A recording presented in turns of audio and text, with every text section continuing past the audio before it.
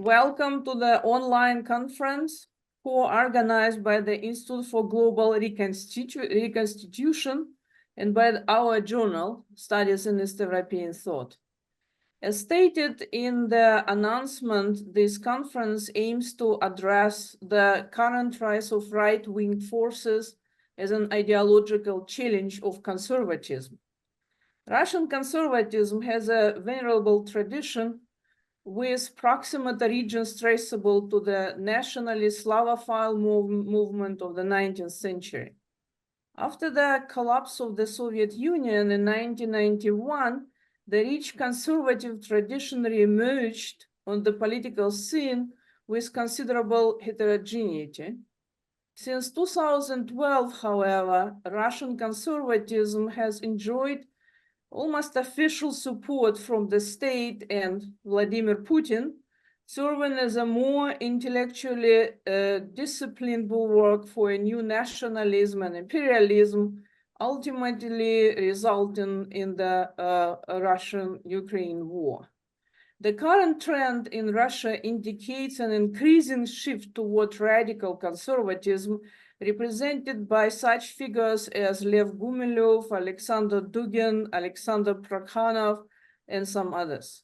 Interestingly, this radical new conservative thought emerges from the mixture of American and European conservatism with Russian ideology. While dangerous, this new ideology remains poorly understood in the West, so it exerts an increasing influence on conservatism and its comprehension worldwide. The participants of this conference are expected to explore the crucial issues that contemporary conservatism and its permutations pose to the democratic left.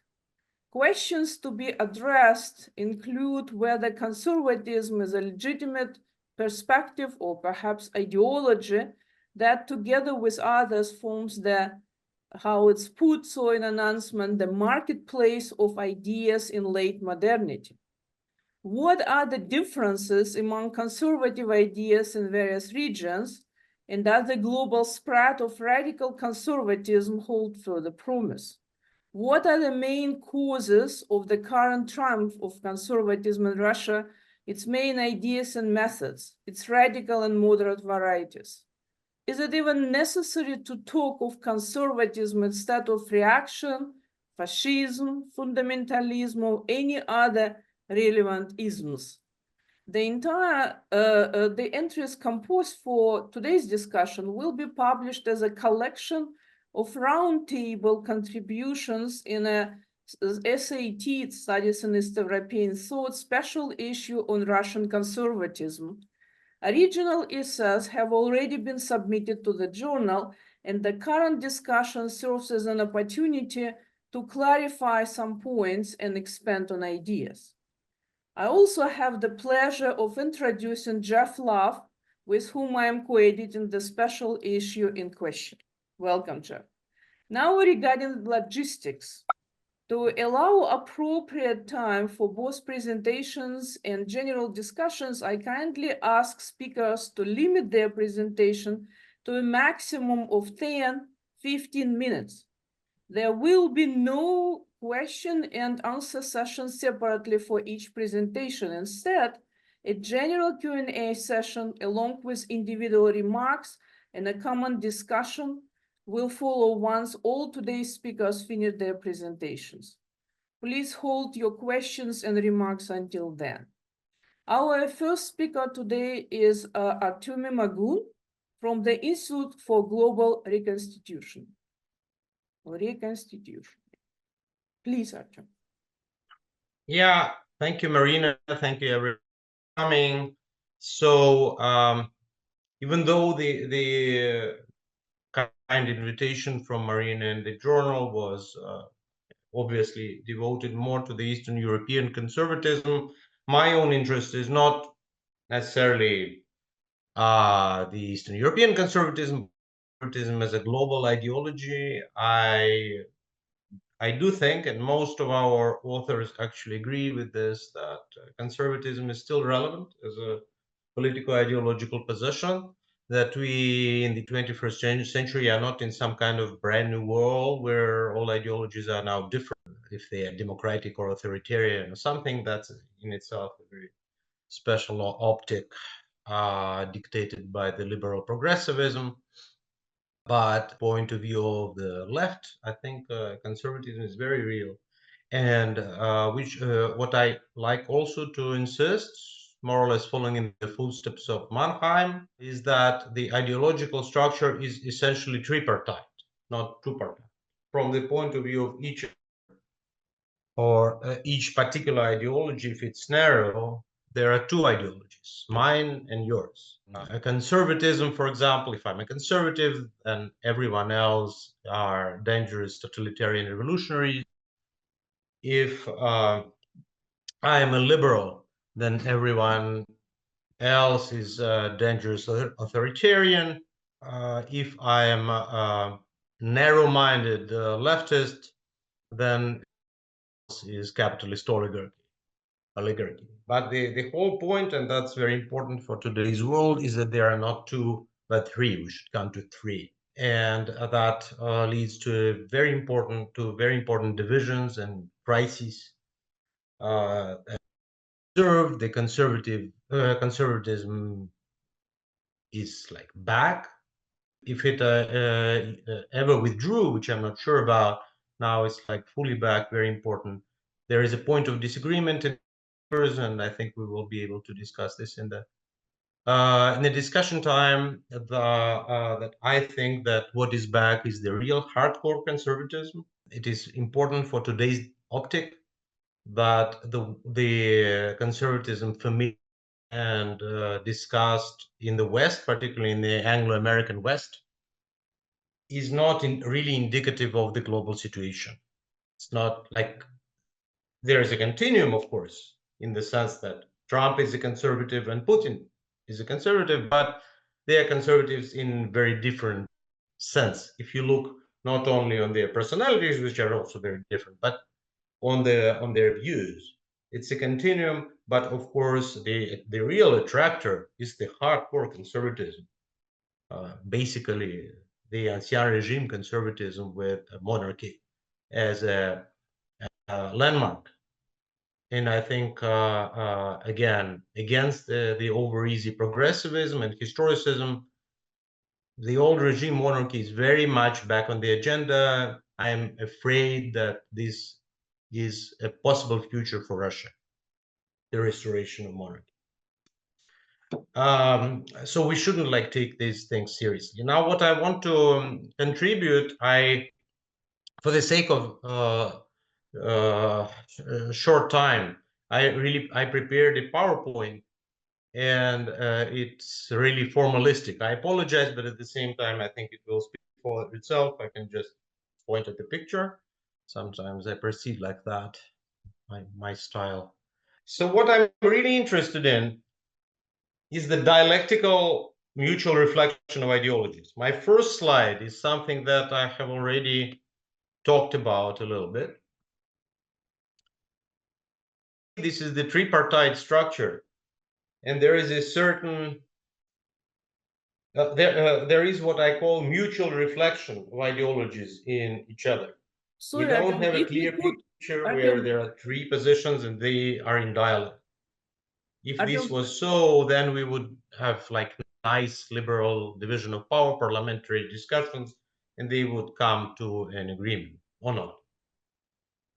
But this kind of Habermasian paradise is impossible, because actually each ideology has a certain construct of whom they're talking about, which doesn't coincide with reality.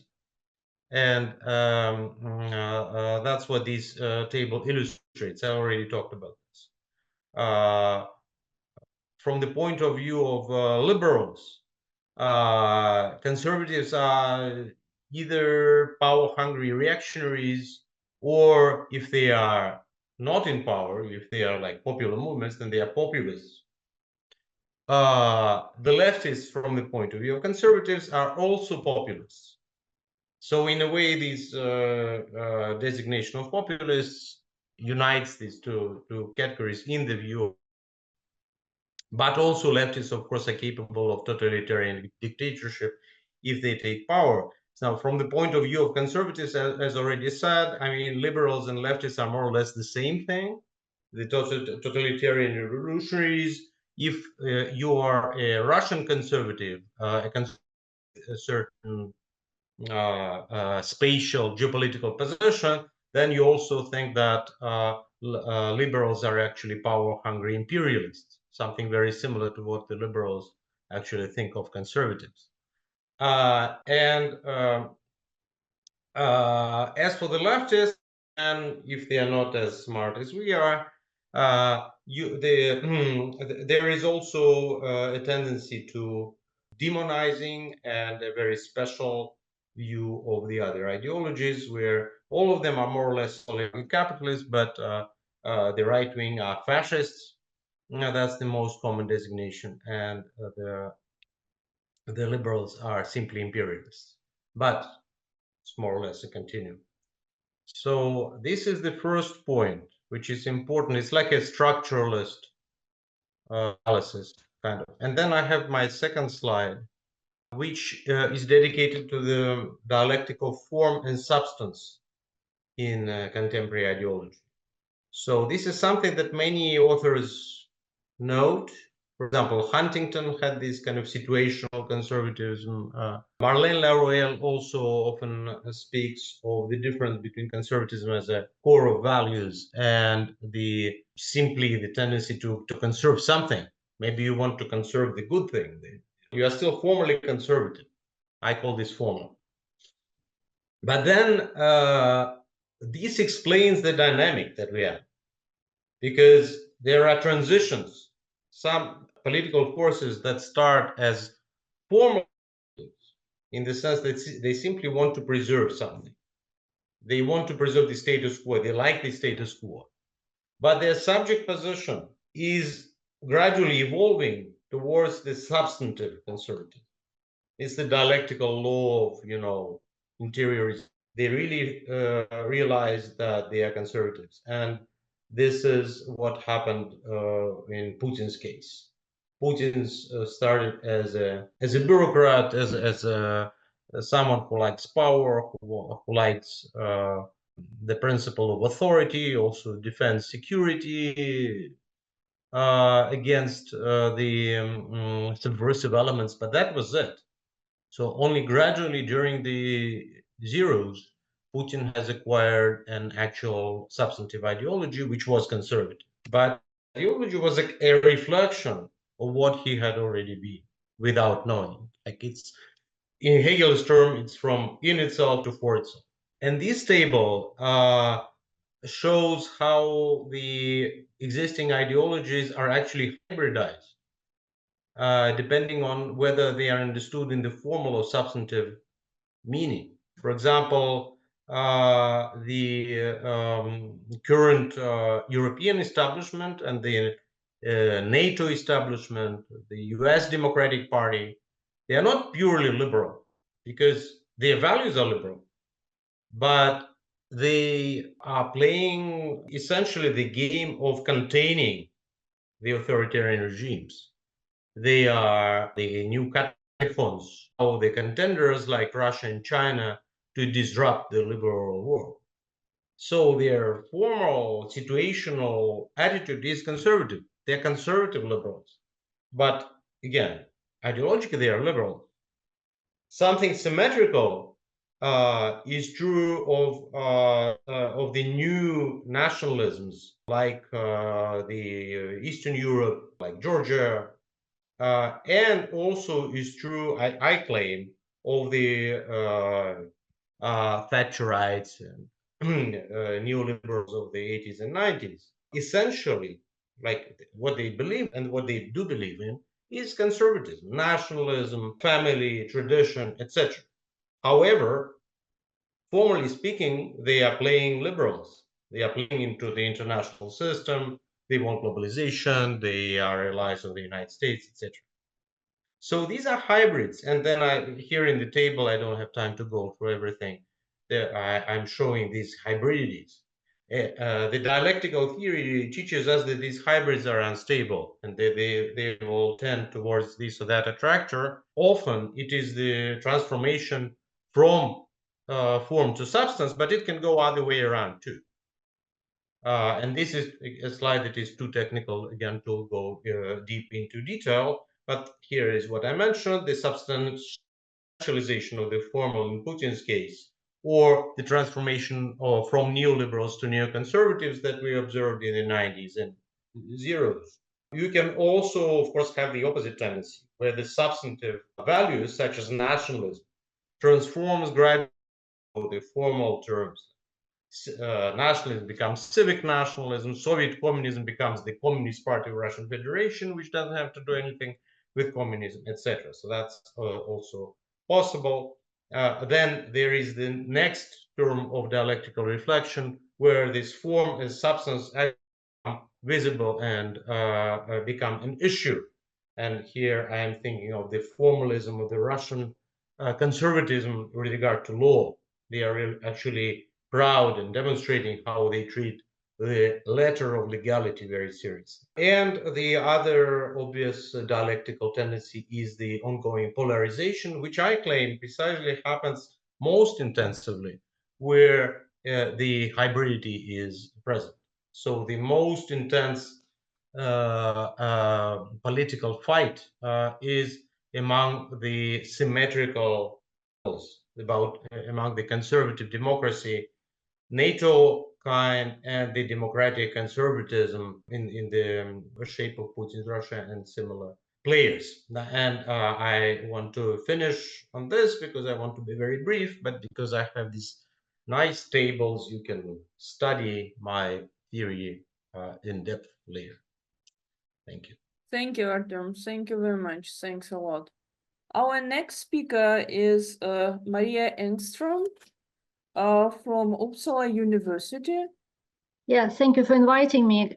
So my contribution to today's discussion is an attempt to analyze contemporary Russian, because I will only speak about Russian conditions, contemporary Russian conservative turn as a civilizational turn and as a part of a larger global shift, which I analyze as a metamodern shift, following a number of cultural philosophers, of course. So it's a short presentation, and I will speak mostly about popular culture. And my examples will be from popular culture. So I think it was Vladimir Putin's speech of 2007, Munich speech, that marked for both Russian and foreign audience the beginning of the conservative turn in Russia. And a defining feature of this turn is the normalization of the civilizational narrative, which casts doubts on the universality of the Western liberal world order and affirms the possibility of non-Eurocentric cultural and political subjectivities. And during 2010s, I think we saw the formation of this new conservative civilizational discourse, which I believe, well, we can discuss it, but I think it's true that today it is a kind of de facto status of a state ideology now during the war in Ukraine. And the last year, so it was a new Russian foreign policy concept that was accepted. And this foreign policy concept is a very important step, I think, in discursive formation of this new politics of civilizational exclusivity or exceptionalism. And for the first time in this document, we see in official, because this term, Russia as a unique civilization state, is not new, of course. We can find it from at least 2008 in different documents, but in foreign policy concept, it's the first time that we see this term. And I think it's an important term. So actually, before I always talked about this conservative term as a neoconservatism. Later, I think this term that Madeleine Laruelle suggested, illiberalism, is very good as well. But now I think we can start talking about civilizational term as a new form of this conservative thinking, because the core of this new conservatism or new illiberalism is a kind of new type of civilizational order, of new type of global order, which is a critique of globalism, and it's a word of separation. So what I can say we see in Russian case, and maybe in some other cases, is that the unification of this global order that we had after the collapse of the Soviet Union is coming to an end, and different countries, different cultures are trying to define what will be the next step, this post-global world order, what it will be like, and in which terms they try to describe it, both in political language and cultural language. So, and I think what we see in Russia now is this new civilizational discourse, which is taking over, and it becomes kind of the main language to talk about this new type of world order. And of course, this civilization imagination is a process, an ongoing process. So I think today we can speak about three main alternatives. And it's Russia is Europe, Russia is Eurasia, or Russia is Russia. And all of these three civilizational projects, they are anti-liberal. But for example, the first one, Russia is Europe, it's not anti-European, it's pro-European. It's an image of Russia. It tries to construct the image of Russia as a true or real Europe, and the protectress of Christian values. And both Orthodox and Catholic and Protestant Christian, because according to this vision, contemporary West is a post-Christian civilization. And the second path, Russia as Eurasia, and we have a lot of academic works describing this type of imagination. Madeleine Laruelle was one of the first who tried to describe this. It's what we have here. It's a type of civilization which is kind of critical to Europe, to the European idea and Eurocentrism, and it presupposes reactualization of the Soviet heritage and solidarity with the global South. It uses a post-colonial language and language center of periphery and solidarity with periphery. So it is a second choice. Now we have this most, for me, exciting alternative, and it's Russia is Russia. And I think this is not articulated very well in kind of political language, political discourse, but as very well articulated in cultural discourse, in contemporary popular culture. So I'm most interested in this third alternative. So contemporary Russian culture tries to describe Russia is something unique, and in this case, because of this language of uniqueness, it maybe is a conservative project.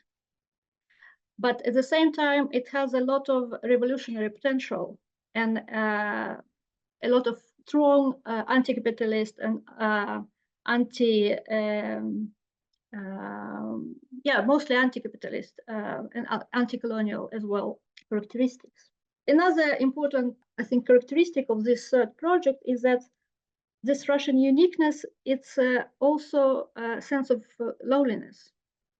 So emotionally, it's both something good because we are unique, yet, but at the same time, it's a burden. It's not so easy because it's also peerlessness. Russia is alone in this type of civilization, which is actually is not civilization, but a kind of civilization. So let's look at the images, how this Russia civilizational identity is visible? What kind of images do we have? And I think the main kind of aesthetics of this civilization identity, it's an idea of negativity. Russia as a civilization is not something that exists, but it's only in potential development.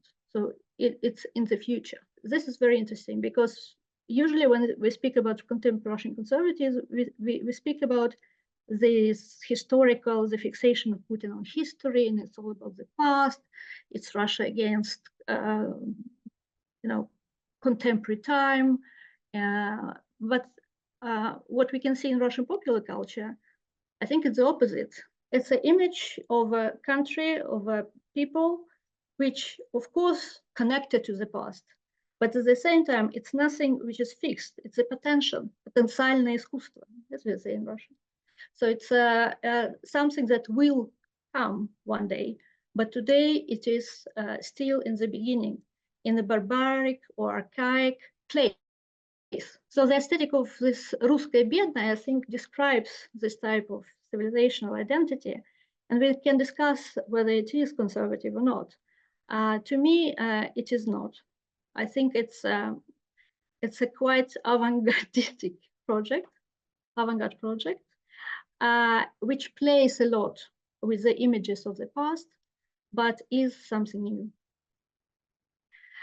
And the idea of disturbing the current world order is very present in this type of aesthetics and pop culture, the Russian pop culture. So it's not about conservation, it's about creating new rules. And I think it's quite the opposite what we usually call classic conservatism. Of course, we have many different artists. They work in this type of aesthetics and trying to create this new civilizational identity as a potential, is something which is opposite to the existing normative aesthetics, Western aesthetics. But Sergei Shnurov and his band Leningrad is maybe one of the most famous. I think his both songs and his video films, short films, music videos are very good material to analyze if you want to understand this new type, this new civilizational imaginary, which is also a kind of affective mobilization, because the strong part, I think, and what makes it interesting for me to study is that the type of mobilization that we see in Russia is not ideological, and it's not that people unite in conservative ideology. They unite in kind of this affective feeling of belonging to the special type of civilization. And many artists, contemporary artists, are using this affect as a tool to create and to mobilize people in this kind of new historical moment. And of course, it's not. It began, I think, at least for 20 years ago, so it's not new. But with the start of the war, of course, it became much more politicized and very interesting to study. So another example, which I think we can talk about if we have time, is contemporary Russian film. And here, of course, Zhora Kryzhovnikov, I think, one of the main artists, film directors who produce this type of civilizational cultural discourse. Once again, it's kind of conservative. It's not liberal. It's not leftist, but it's avant-garde. So it's also about the potential, and it's not about preserving something. So here, two films are of importance, I think, Gorika and Gorika 2. And of course, Slovo Patsana, very famous TV series, which became a huge success in Russia and Ukraine, Kazakhstan, many other post-Soviet countries. And I think here we have the kind of first post-war cultural product where we can see heroes with this translate this civilizational identity in an artistic form. So I think this is very interesting, and there is nothing conservative about it.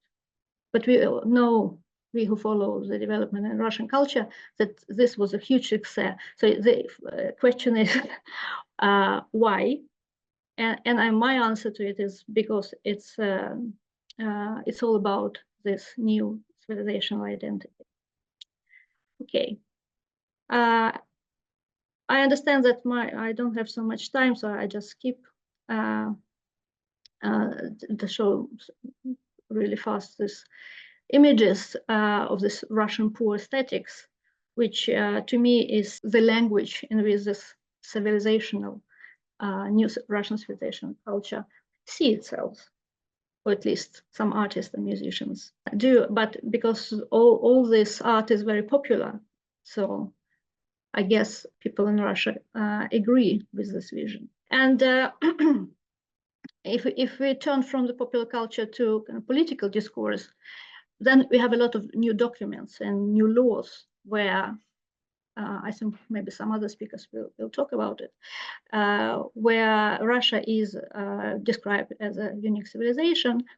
And what is also interesting to think about that the discourse of civilization is in contrast to the nationalist discourse. It is the opposite of nationalist discourse, national identity. People are talking, Russians are talking about civilizational identity. So there is a contrast between nationalism as a conservative form and civilization as a revolutionary form which is to come. Because according to this new civilization thinking, the world is changing. There's a global shift from the nation state to the larger regional spaces which are called civilizations. So civilization is the future, it's not the past. That's the whole idea. So it's once again, it's not about conservation, and it's about futuristic project. And because it's the idea, it's about the future. The next step, logical step, is indoctrinating youth. So the new laws will be about education, about youth, about children, which also kind of idea that translates the idea that it's all about the future. And it's also interesting to think how this youth turn to education and culture and children and youth is related to the Soviet focus on children and the Soviet project oriented towards the future. So it's interesting to discuss. Thank you so much. I think I stop here. Thank you very much, Maria. So it's really very interesting topic. But let us continue with our presentation. So our next speaker is Ilya Budraitskis from UC Berkeley. Ilya, the podium is yours, please. Hello, everyone. Thank you so much for organizing this, for being here. I want to be quite brief, and I'm not going to present my paper, but I will rather comment mostly on the papers that will be published soon in the journal. So I think that this collection of essays of answers to the same questions that me and Artem proposed is really a great experience because the answers came from very different perspectives, and different fields. So from political philosophy, from political science, like cultural studies, critical theory, and of course, it is enriching our discussion a lot and provide a lot of like questions and good points, but the other side of this approach, that the common language, let's say, is a bit lacking. So I will try to build these connections between different approaches, and also use this opportunity to present my view. So first of all, I totally agree with Artem that we need reflection if we are talking about political ideologies, if we are talking about conservatism, because reflection also means the exact understanding of the place, our place and our time, you know, from where we are talking about this.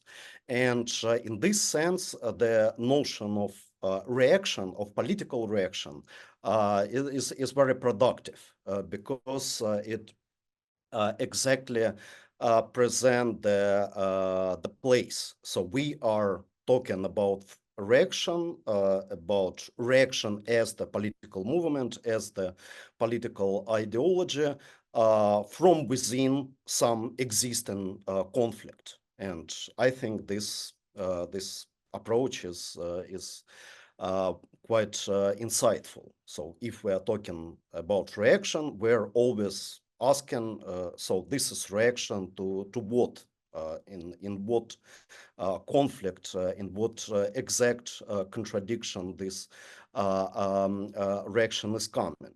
So in this sense, I believe that there is no any serious contradiction between the notions of reaction and conservatism. Because if we look back to the history of conservative intellectual tradition, it exactly came as the reaction to the French Revolution, as the reaction against Enlightenment.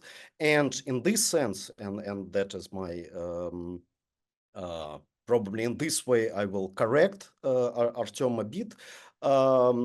In this sense, conservatism is not ideology, according to Karl Mannheim, because for Mannheim the difference between ideology and utopia is exactly that ideology presenting itself as the dominating idea, as the idea of the current status quo. So the ideology is always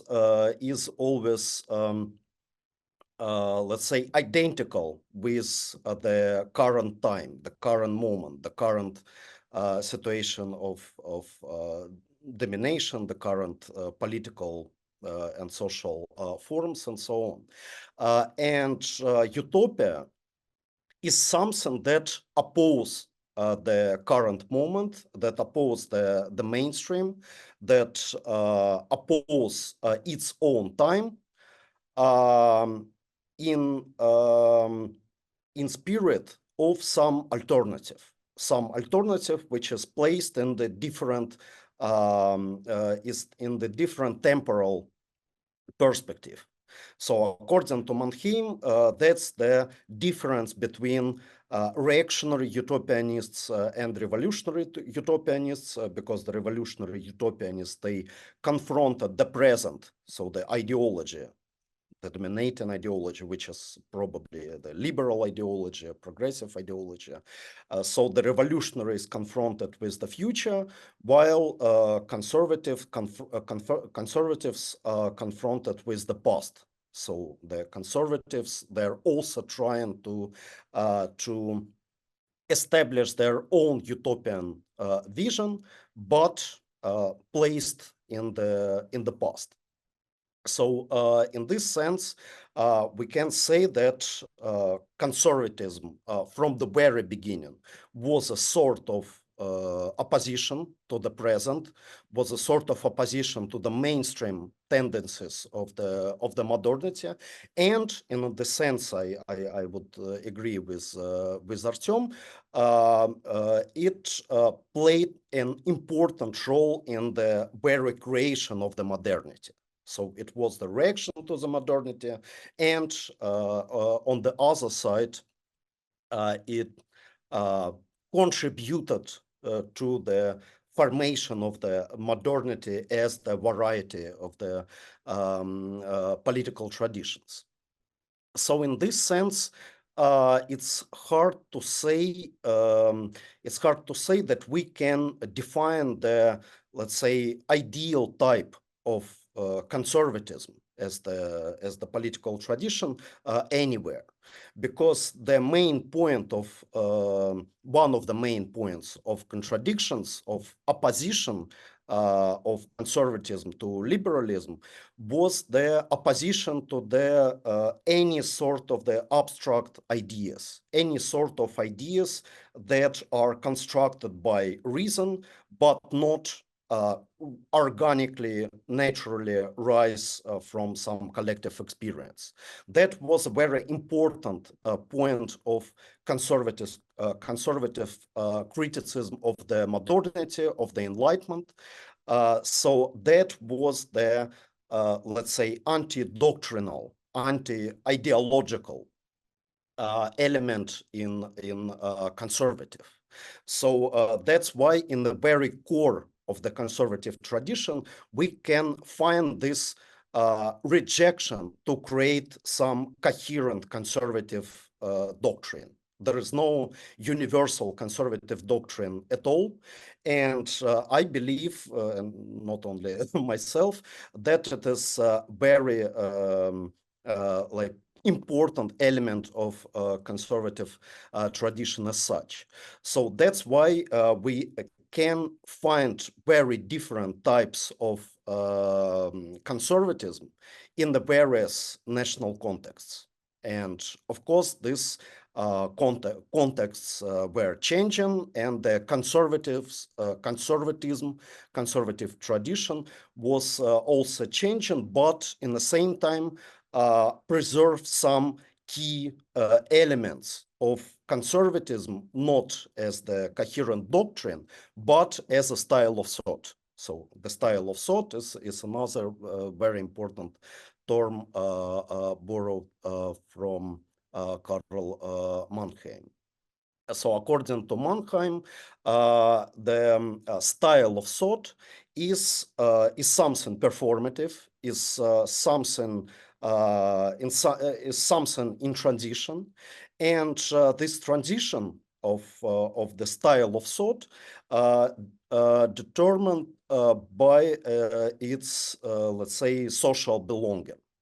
So according to Mannheim, each political idea exists in some experience of the exact social group. So the conservative style of thought started in, let's say, among the aristocracy, among the former dominating classes of the pre-modern society, and then was adopted by another social groups, by some groups of bourgeoisie or state bureaucracy or whatever. So the main element that helped to and basically establish these connections between the thought and the experience, the collective experience of some particular social group was and still is intellectuals. So some intellectuals who are not belong by themselves to any exact social group, but who reproduce and develop and change the style of thought that could be adopted by various social groups. So in this sense, for example, if you look at the Russian conservative tradition, so you can find, even in the Russian conservative tradition in the 19th century, some principal elements of this style of thought that are reproducing for now, that are reproducing in today's conservative style of thought, which is dominated, let's say, way of thinking of the Russian political elite of current Russian state, and so on. So what are the main features of this Russian conservatism? Is a statism, is the idea that the state is a sort of divine entity that could not be rationalized. So it could not be defined as a national state, as the rational liberal form of the state. The Russian state, with its own unique divine mission, existed always as something opposite to the Western liberal modern idea of the state. So that's why Russian conservatism is always suspicious about any forms of ethnic nationalism, because ethnic nationalism is the invention of the modernity, is the invention of the West, and that's the base of the creation of the liberal national state. So basically, if you read some writings of Konstantin Leontiev, especially his famous article "Nationalism as the tool of the world revolution," so you can find all these arguments written in the mid-19th century. Then, of course, the anti-Western sentiment. So you can imagine any sort of Russian conservatism without the idea of confrontation with the West. So that is the essential for this tradition. It's also coming from the 19th century. I don't want to go too much in this direction, but it's important to say that if in the 19th century this style of thought was established by conservative and developed by conservative intelligentsia and borrowed by the state bureaucracy and the Russian nobility. So for now, you can see how this developing style of thought was adopted by the state bureaucracy, and especially the repressive apparatus of the state, the secret services, police, and so on. That's why, of course, we should somehow look through the intellectual tradition, through the main features of this intellectual tradition, but it's still important to remember this anti-doctrinal, this kind of very performative nature of conservatism and Russian conservatism in particular, as something aesthetical in its core, that confronted the pure rational understanding of politics, state, and so on. So that's why and this is my comment on Maria's talk. That's why conservatism is always working with affects, with some collective feelings, collective experience, because the experience and feelings and some affective, let's say, affective side of the life was always confronted in various conservative tradition to the liberal enlightened rationality. And that's why, of course, there is why you have this very kind of open, inclusive nature of conservatism, which is welcoming any elements from the different political ideas and could adopt these elements to this development of the conservative style of thought. So I personally have some problem with the term illiberalism because on one side, I mean, it's okay to understand. Yes, illiberalism is a pure reaction, as it explained in the paper of Marlene Laurel. It's a pure reaction with the clear political dimension. So it's populism, various authoritarian regimes, authoritarian movements of today. But for me, this term is too, let's say, generic. So it's not possible within this framework of illiberalism to catch all these elements of, let's say, conservative style of thought inside the this illiberalism as the political movement, as the political trend.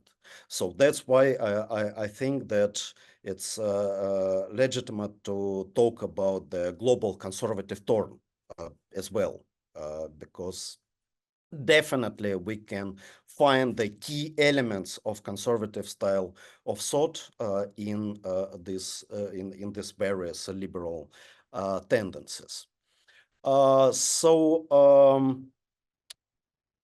Probably I will stop here. I have some other things to say, but my time is limited. So yeah, I will stop here. Thank you. Thank you, Ilya. Thank you very much. So our next speaker is Alberto Toscana from the University of London, so more precisely Goldsmiths, University of London. Please, Alberto. Okay, well, thank you so much, Marina, and also thank you to Artyom and Ilya for inviting me to participate in this conversation. I'm sort of coming to this debate in part in terms of my own more recent research about the viability and pertinence of languages and theories of fascism to the present conjuncture. Both in different national settings and in a kind of more global perspective. And so I think it's in many ways it's in that context that I tried to respond to the questions levied by Artyom and Ilya, and maybe somewhat riffing off of what Ilya was saying regarding the styles of thought or the style of thought of conservatism and the nature of reaction. I wanted maybe to use my comments here today to highlight or to foreground maybe the historicity and kind of relationality of conservatism. I think one of the things that strikes me in our own moment is both the opportunism, the sometimes protean character of conservative positions and intellectual attitudes, but also a kind of invariance, right? An invariance that at times I think verges on pastiche. I mean, I think one of the curious things, of course, about the contemporary intellectual sphere of conservatism is how much redundancy, how much imitation, how much endless quotation of classics of a different sort than the ones that we leftists might carry out takes place. I think within this broader field, I'm sort of interested in two aspects of that historicity, relationality, and opportunism, and they have to do with the more interestingly contradictory or even paradoxical or antinomic moments of conservatism. One has to do with the extent to which conservatism is shaped by either those movements or political phenomena it reacts against, or those movements and political phenomena it imagines or projects or kind of spectrally fantasizes about in order to legitimate itself as a conservatism, right? The famous line by Ignazio Silone about fascism, a counter-revolution against a revolution that did not happen, in some sense, continues to have a kind of valence 100 years on, right? I think so. That's one aspect that I'm interested in. Is in what sense is the counter-revolutionary both reality but also self-image of conservatism open to historical mutability? I think one of the very striking things, certainly in the North American context, but I think this is also very true of Europe and elsewhere, is how much a threat of subversion, whether it takes the form of, Antifa in the States or, legislation being passed against Marxists and communists in Florida or the like, the now exorbitant production of a form of ideological threat or enmity, which is, particularly grotesque, right? Given the absence of anything like an organized, revolutionary or emancipatory threat, right? So that need to constantly produce and reproduce, sometimes in a conspiratorial mode, as in discussions of cultural Marxism, at other times in a more directly political one, a kind of enemy, I think is worth thinking through. It's also worth thinking through the ways that and this is very clear, of course, in the whole cultural Marxism conspiratorial narrative, the absence of an immediate political threat, an immediate revolutionary disturbance, then leads to all sorts of displacement, right? And one of the displacements is, of course, the idea that liberalism, including including the liberalism of billionaires and donors and funders, etc., is really a stalking horse, right, for communist subversion, as we find in all of the endless sort of fabulations about George Soros or whatever, right? And that displacement also takes other forms, which are some of the ones in which conservatism has its greatest ability to circulate and network planetarily, right? So the obsession with transness, gender ideology, etc., which is serving really as, if one follows these endless summits and the trips of Steve Bannon or the endless summits that take place at Matthias Corvinus University or wherever, notwithstanding the diversity or the discrepancy or even the incompatibilities of different national conservatism, serves as a real kind of quilting point, right? And I think that is also worth thinking about. So then the counter-revolutionary self-image has to articulate or stitch together these supposed threats, whether returning to a discourse of anti-communism, which is, at least spectrally present in the United States and elsewhere, or presenting bodily, cultural, and other threats as crucial. But here's where the second element that I'm sort of fascinated by props up, which is the obsession of conservatism ever since, of course, it's kind of, you could say, it's sort of ideological founding moment in the European scene and in Edmund Burke, in making the link between monetary or capitalist abstraction or monetary or capitalist disturbance of tradition, of security, even of bodily integrity, and the threat of revolutionary transformation and the threat of the destruction of various structures of hierarchy or privilege or what have you. And this almost invariant element that nevertheless, of course, takes many variations on the theme, is particularly striking because sometimes it presents communism as the Trojan horse of capitalism and sometimes capitalism as a Trojan horse of communism, right? And you will find this both in the past and in the present as a constant trope, which I think is particularly symptomatic, right? In Oswald Spengler's Decline of the West, there's a line where he says, every communist revolt only prepares new paths for capitalism, right? And it's a very common sort of conservative trope. and what you also find in Spengler is this impossible project, right? It's a project of basically defending capitalism as property from capitalism as finance, right? Or defending the reproduction of capitalism as hierarchy and security from capitalism as disturbance. And so I think that kind of internally antinomic, but nevertheless very productive, right? Because that ability to stitch together these incompatibilities actually has great popular impact, right? An ideological force, right? Because of the incoherence, right? not in spite of it. And I think in many ways that's what we're kind of confronted with, right? There's a nice formulation by the abolitionist geographer Ruth Wilson Gilmore. She talks about, the crises bringing forth the endlessly renewed capacity of capitalism to try to save capitalism from capitalism. And of course, one of the things that conservatism's national, radical, or otherwise do is to try to fashion and fantasize various forms of capitalism without capitalism, right? Of a kind of capitalism shorn of those things which make it converge with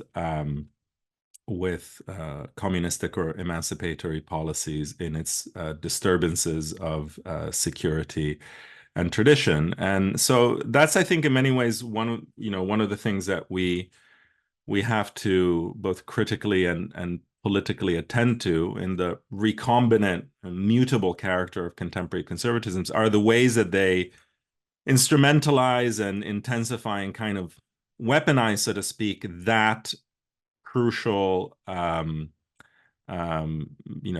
paradoxical figure of this counter-revolutionary style of thinking, which requires both the affect of defending property, privilege, and hierarchy against threats, as well as the spectral projection of these threats onto both revolting minorities, but also capitalist power, right?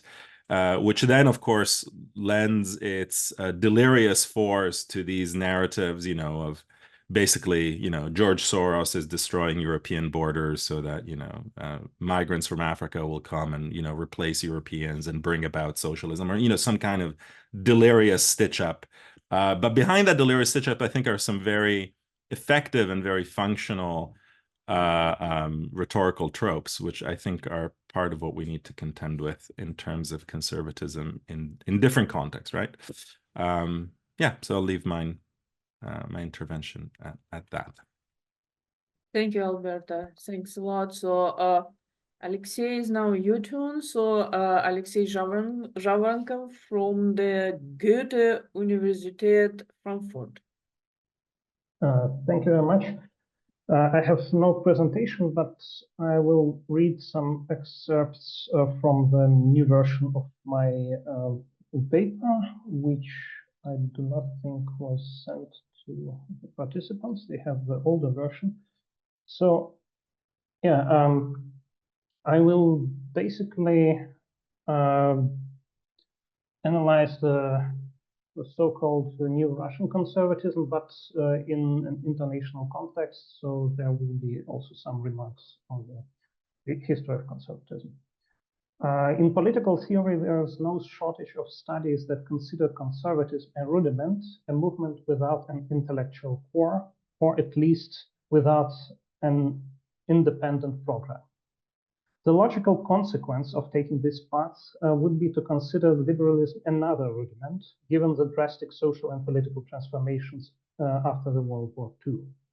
In doing so, we would take after scholars like Panayotis Kondylis, who is in a somewhat nihilistic manner characterizes contemporary conservatism and liberalism as empty labels since the end of the modern period in the mid-20th century. In my opinion, we still can use both notions due to the absence of better options. Nevertheless, it is also clear that conservatism has seen major crises since the 19th century due to the rapid technological developments and secularization of Western societies. After World War II, it constantly struggled with the problem of redefining its core traits, as we can see in the example of the ongoing conflict between neocons and panarchons. The issues of the 19th century are still largely unsolved, causing heated debates. What can and should be conserved in the age of social and political turmoil? Should conservatism engage itself in a dialogue with liberalism to fully develop its potential? What is the role of natural law in the age of secularization? And also, what is a conservative stance towards technological innovations? While there are significant cultural differences between conservative traditions worldwide, as was said by colleagues before, not all these traditions could retain their essential elements during the 20th century. While the political, social, technological, and economic developments of the 19th century were a challenge to the intellectual core of conservatism, the turbulent 20th century presents a challenge to its very existence. For instance, the Chinese conservative tradition did not survive during the communist period, contrary to the repeated claims made by today's CCP officials. The same applies to the Russian conservative tradition, since its gradual decay was among the major causes of the Russian Revolution. In this regard, my diagnosis coincides with the one by Nikolai Berger. In the US, the conflict between conservative traditionalists and neoconservatives did not only split the Republican Party, but also gave rise to a new phenomenon, that of pseudo-conservatism, described in the writings of Richard Hofstadter, who studied the drastic changes in the American political landscape on specific examples, such as the infamous Barry Goldwater 1964 presidential campaign. Goldwater's pseudo-conservatism, which made use of conspiracy theories, was only moderately successful at the time. However, its legacy proved to be long-lasting because of the deepening crisis of mainstream conservatism. During the last decade, there were many manifestations of pseudo-conservatism, be it in the political ad hoc tactics of Putin and Trump, or the politics of Viktor Orban in Hungary and Jair Bolsonaro in Brazil. We can sum up the key traits of today's pseudo-conservatism in 5 points. First, pseudo-conservatism understands strategy as tactics. It can be defined as tactically acting militant decisionism with an evident practical absence of a conservative form. Second, pseudo-conservatism avoids any commitment and self-commitment since it understands both as a hindrance. Within the framework of an ideal pseudo-conservatism paradigm of action, all options should be possible. Third, pseudo-conservatism has a pseudo-historical character, as it uses history only for ideological decoration, while avoiding a deep discussion of specific historical problems. Fourth, instead of being oriented towards the principle of common good, pseudo-conservatism is guided by the divide et impar principle, plundering society's resources to satisfy the momentary interests of political actors. Fifth, the situation-oriented and anti-intellectualist character of pseudo-conservatism ensures that it can easily turn into authoritarianism and anti-nonconformism.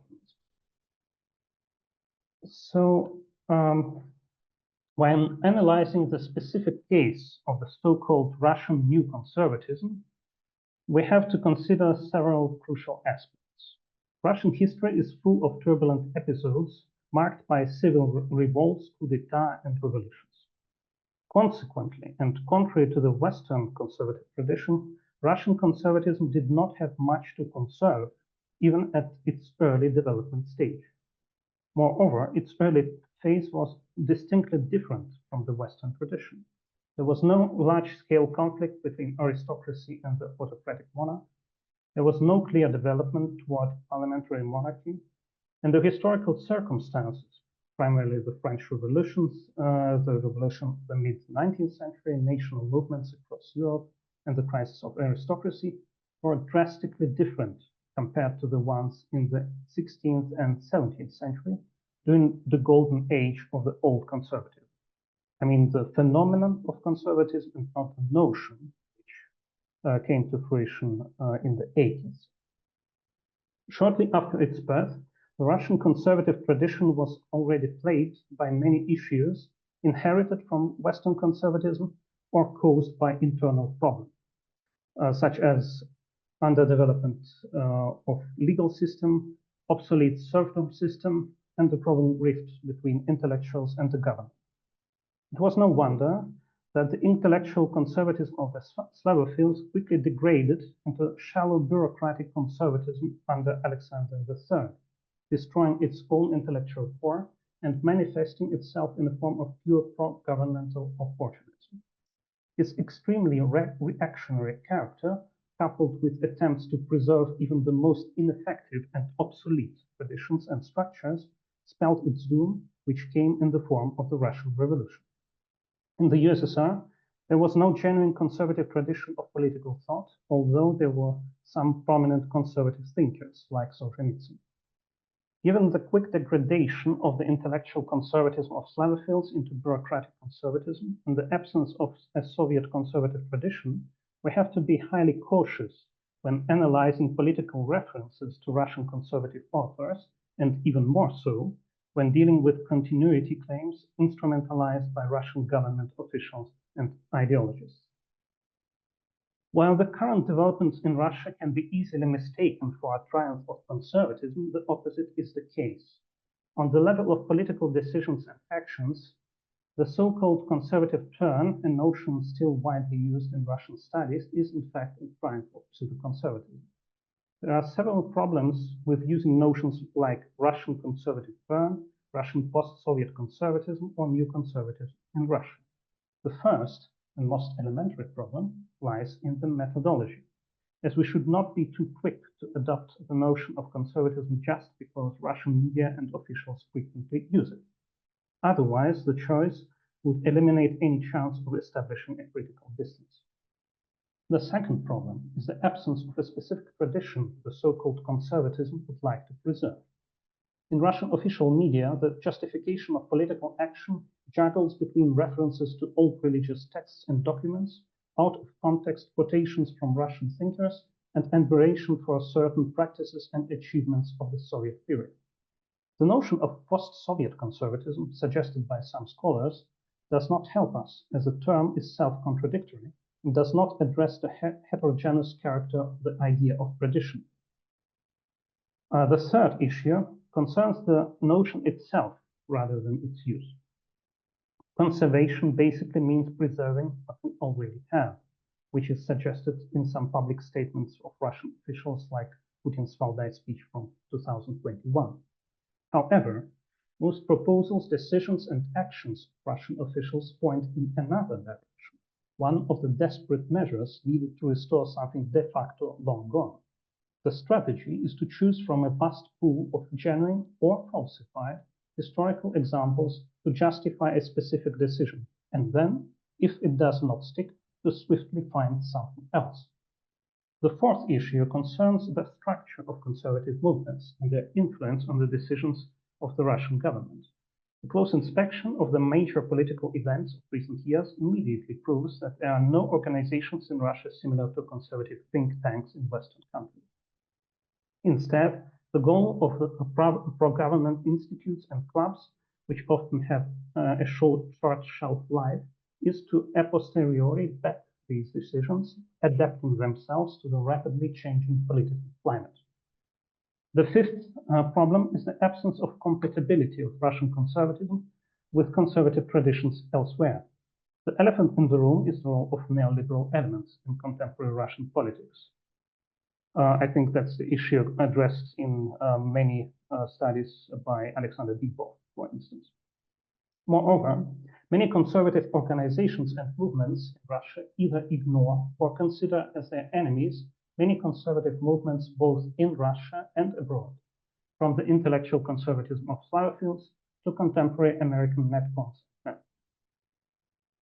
I come to the conclusion. The problems with adequately handling the case of Russia's contemporary conservatism stem from the lack of fresh concepts and interpretations in the corresponding area of contemporary political philosophy.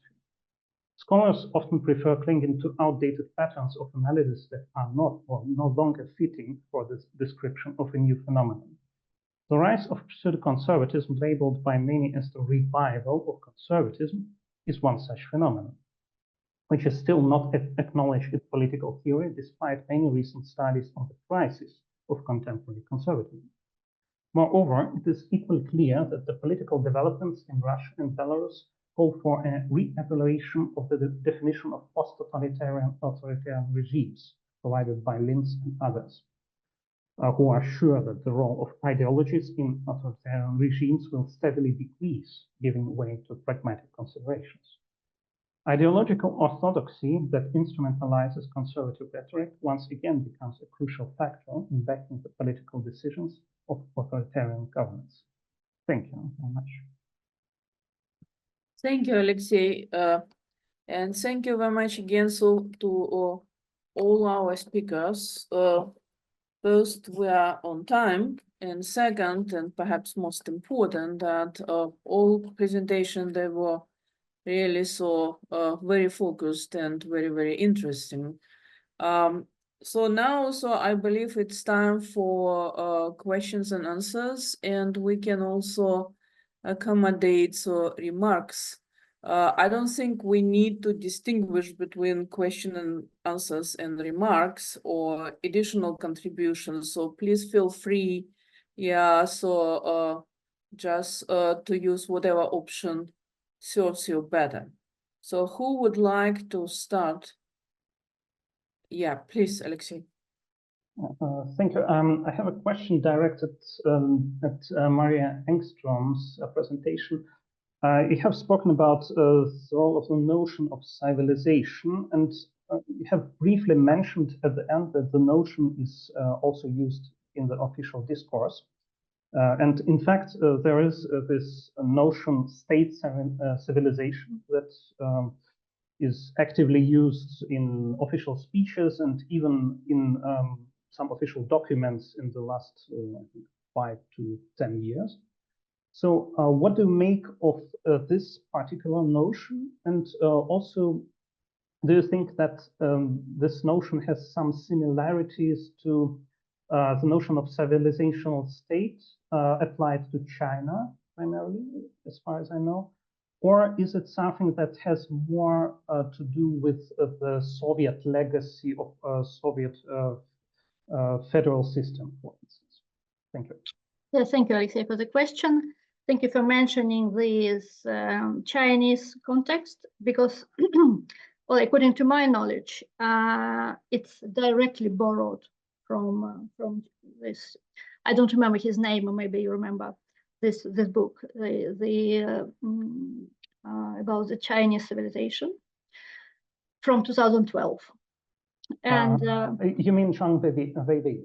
Yeah, this one. Thank you. Yes. So the context of this term, where it comes from, it's not from the Soviet context at all. It's from the Chinese context. And according to my understanding, the purpose of this new concept, which we see now everywhere, and which I think will be already is the official ideology, civilizational ideology of Russia, it is according to this new kind of, well, it's political, economic mostly, project of union with collaboration with other civilizations, so with India and China, where the civilizational discourse is at least in official politics, at least 10 years old or maybe more. So Russia is actually following India and China and developing its own civilizational discourse. And so I think this is a very interesting context. So it has not, well, of course, we know the civilizational idea in Russian intellectual history, of course. So it's from Danilevsky and already mentioned other thinkers, Leontiev and so on. But contemporary use of the notion of state civilization state, государство цивилизация, I think comes from the Chinese context. And of course, they're using the historical Russian concepts as well. But the idea to use it, according to my knowledge, comes from China. Thank you. Artyom, please. I just have so far a very short follow-up on this, because it was striking for me in Maria's presentation how, first of all, we are talking about civilization, the discourse of civilization, and then we, in the next sentence, are talking about barbarism and the new meta-modernist defense of brutalism, barbarism, etc. But we all remember that these are actually the polar opposites. And we have Not in meta-modern, not in meta-modernism. No, wait. I don't know, but the meta-modern still is a secret for me. But in terms of formal logic, and rooted in the historical, in the history of culture, there was the traditional opposition, civilization and barbarism. So here we are dealing with a barbaric civilization, which I think is quite self-consciously, etc., a certain dialectical paradox of synthesis. That's just an observation, which is like something that was already in your talk. Sorry, it's more about it, you know, in my paper, because I call it the Russian a-civilizational term. So the concept of a-civilization, a-civilization. Yeah? It's not. What is our civilization? It's a concept of civilization which is outside the principle, the Western understanding what civilization is as opposition to barbarity. Yeah. So and you're right. It's kind of this new potential civilization of future, where with this and its subject, it's not it's a person, блуждающий человек, as Martynov writes about it. It's a civilizational type of culture, which has an apocalyptic dimension there, of course, because it will be a new. Russia will, because it's not a civilization in Western understanding, it will survive the crisis or the death of civilization as it is. This is extremely interesting. Yeah. No, but I just want to add one more thing also about you, just since I took the floor. That I think in your talk, and I think also in my talk, but not in most other talks, there was this moment that conservatism comes from below. It's an organic ideology that has a very intense democratic element, which goes against the interpretations presented by some of other speakers that this is some kind of cult of power, hierarchy, etc. Well, yeah, but it is at the same time an attempt to defend democracy, and democracy is a hegemonic idea, hegemonic signifier today, and conservatism in this sense kind of builds in. And I don't think that this is artificial. I think this is something genuine about the conservative tradition. Well, if I may answer, yes, I totally agree. This material which I study, contemporary Russian popular culture, it's a grassroots culture. It's not affiliated with the Kremlin, although of course we can say that Shnurov is a part of the system, yes, but we have other examples. So it's still, and that's why the response, that's why it's very popular. That's why people can identify themselves with this type of narratives and imagery and so on. And because also it goes way back to the Russian collective memory and history and so on. I don't want to go there now, but it's of course there is a cultural background to it. But the interesting thing, it's the democratic, or it's, can say, we could use the term subaltern revolution. So this discourse of our civilization, barbarian, which is a good thing because it's a potential, because there are no limits yet. And that's why it's a democratic, revolutionary, anti-establishment, anti-elite protest. And I think why the idea of civilization will, or already is, very productive in Russian culture, because of it's not only coming from above, but because it has huge kind of cultural history from beneath, from grassroots. Thank you. Thank you, Andrei. Andrei, yes, thank you. Actually, it's also follow up in fact, I did not quite understand how you really see this relevance of this popular cult, even if we somehow assume that Shnurov is, as you say, grassroots, which I don't quite think it's very commercial and everything, but right, it's somehow a response to some common shared feelings, right? And not only in Russia, as you mentioned, in Ukraine, in Kazakhstan. However, this whole thing about civilization, I think it's something completely different. So on the one hand, it's something intellectual, right? That comes from, you already mentioned some sources. I think actually this official Marxism is also a kind of source, just because this idea that say everything it's explained kind of sociological, so this civilization just replaces classes in this official Soviet Marxism. In a sense, that's what I've seen in Institute of Philosophy, for example, that people very easily came from this official Marxism to some kind of relativism, right, about civilizations, historical periods, and they were really, really difficult to buy anything like universal idea of anything universal. So for that, Soviet intellectual was very much prepared to buy any idea of kind of particularity, be it civilization or something else.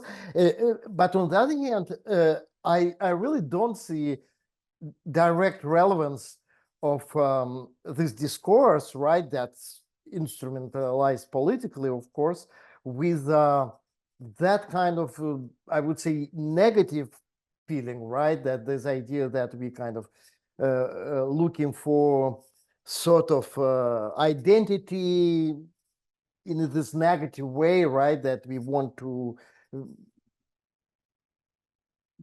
kind of, how say, understand ourselves, not probably as a nation, you're right, but kind of community. But I don't see why that is a civilization. So it can be combined as far as these people like Shnurov are really engaged, right, and kind of, how say, enrolled by this system. That, but I cannot see that somehow that, as you see, ideal civilization comes, as you say, from the bottom, from a feeling of people. I just can see that. Can you probably explain this? Thanks. Thank you. Well, I think what the first thing which I should have mentioned before, in the Russian context, it's not a question about civilization, but about civilizations in plural. Yeah, it's sure. It's the first. Sure, and sure. so idea of civilizations is here to replace the universal liberal project. That's the thing. So it's about particularity, but on a global level. So it's what comes after liberalism or neoliberalism will be the union, or kind of the, well, not union, maybe it will be war between civilizations, but at least it will be the world which consists of big entities, which they call civilizations. And so contemporary political process and what we call conservatism is a part of this process, is that to define what you are in this post-global reality. So what we see globally, it's a talk about, well, in Europe it's question of nationalism, national projects, but if you talk China, India, Russia, it's about bigger identities, which they call now civilizational identity. So for the first part, it's about particular types of collective identity, but still bigger than national identities. So it's a question of what Leontiev called цветущая сложность, yeah, of different civilizations or logos, different logos, which will replace the kind of this neoliberal civilization, globalist civilization, which comes from the West. And so how do you, the question or the goal of contemporary Russian culture and politics is to describe the particularity of Russian civilization. So what is different?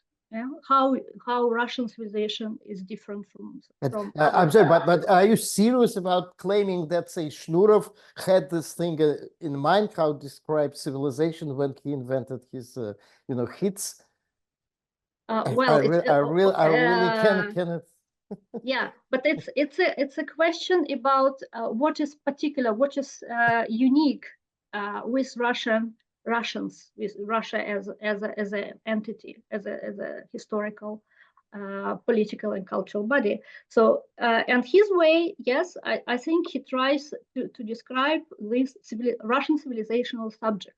But that's I think what he's trying to do with his own means. Well, I know that he uses the term eschatological optimism, which is very interesting, which is also used by Dugin's daughter, killed, his daughter has been killed. But her book, Eschatological Optimism, is very interesting in this discussion, because it's also about this particular type of civilization, which is welcoming the end of the world. So it's on the other hand, and there is a уверенность, so certainty that Russia will, in very interesting way, survive this end of the world. So this eschatological optimism, this phrase Shnurov is using all the time, and it's very interesting. So I think he is thinking about this type of thing, and yeah, so it's not so simple. It's not just pop culture. I think there is a lot of ideology there, and it's ideological. Thank you. Any other questions? Yeah, Artyom, please. Yeah, I'm just taking the stage because no one does. I hope that people will come up with questions as we speak. But I have a larger question mostly to Alexei and Alberto, whose positions for me were relatively close to each other, because both are saying or speaking of conservatism as of a certain amalgam, being eclectic, and as Alexei puts it, it's pseudo-conservatism, I guess, because it's so kind of manipulative and not really ideally driven. But, well, first of all, any ideology is like this. That's why it is ideology. But also, the question is whether there is no common denominator. Can we, maybe not, maybe the actors don't really, they are not capable of synthesize this into a coherent creed, but maybe we can understand them. Well, Maria did this kind of hermeneutic for the Russian conservatism, but generally for this pseudo-conservatism, I would at least suggest that this has to do with the idea of sovereign subject, that there is a certain idea of the radical sovereignty, the person who can do anything, radical freedom, which can unite together the more authoritarian elements of these conservative positions, but also the libertarian aspects, such as entrepreneurialism, immoralism. Let's just get rid of any state control, moral police, moral panic. Let's just do whatever we want. And if this is the ideology, then it's clear that the strong leader like Putin can juggle, play with signifiers if he wants. Like, that fits the ideology. So it's the ideology of radical sovereignty. That's how I would suggest to understand this, which goes back to the philosophical core of modernity, which is the transcendental subjectivity. Is anybody so? I'm sympathetic to the idea of trying to excavate certain invariants and patterns, and I don't think, I don't think it's either sheer incoherence or pure opportunism. I would wonder about giving it such a philosophical pedigree, so to speak. I think there is definitely, as a kind of invariant or underlying tendency, a celebration and an affirmation of power. I don't know to what extent subjectivity and sovereignty as such operate in that context. And I am sort of fascinated, I suppose, by the, well, I suppose by the plurality and also the internal antagonism, I mean, of different intellectual trends that associate themselves quite explicitly with conservatism, right? Where, especially around issues of relationships to capital markets, entrepreneurship, etc., you do have some shearing pressures, right?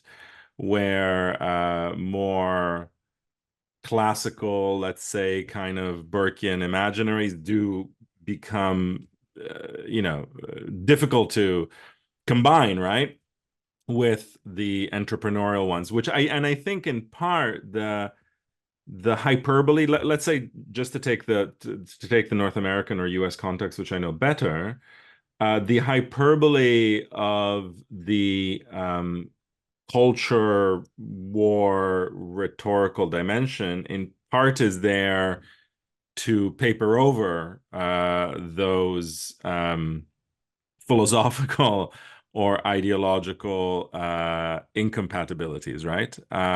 Where there can be a kind of agreement or front against this migrant, trans, Marxist, whatever, right? And that goes well for the national conservatives, for the Elon Musk crowd, for the far-right militias. They're all sort of fine with that kind of discourse. Now, when it comes to what the relationship to forms of, accumulation or political power, or indeed even geopolitics, right? Where actually there's a fairly capacious range of positions, certainly within the US context, right?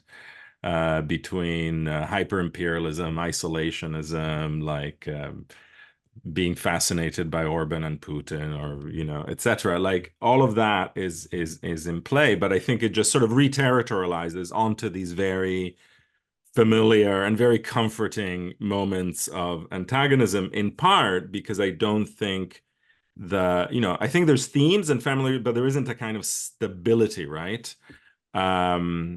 Yeah. So, but I think, this is also, again, like, I think you're right, Artyom, about this, this ability to tell different publics or different classes or different fractions, different stories, right? I mean, this is like what Poulantzas quite sharply argued was one of the original strengths of fascism in the 1920s. Let's say just the Italian case rather than the Nazi case, was this ability to have a layered, a stratified rhetoric that, of course, had certain grounding points, hyper-nationalism, the destruction of the working class movement, like those were all well agreed by, but managed to modulate itself, right, in ways that were not open to leftist ideologies or utopias that lay greater store in coherence or unity, right? And so I think that